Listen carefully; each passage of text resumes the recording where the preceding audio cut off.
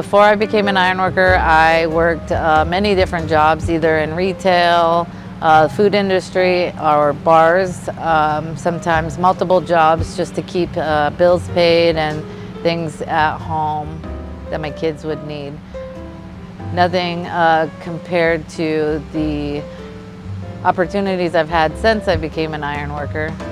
Things have definitely gotten a lot easier.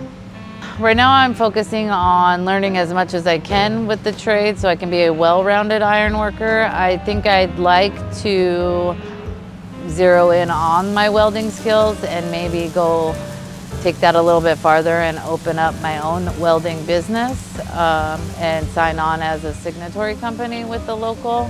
Right now I'm only in third year school, so that may be a little ways out. What do I get out of the union? For me, it's the solidarity. So knowing that I have a team that has my back if I'm in trouble or if I'm struggling on a job site personally with another ironworker, you know, I can call them and ask them how to address it, and if they need to step in and help me address things, I know that they're there for me.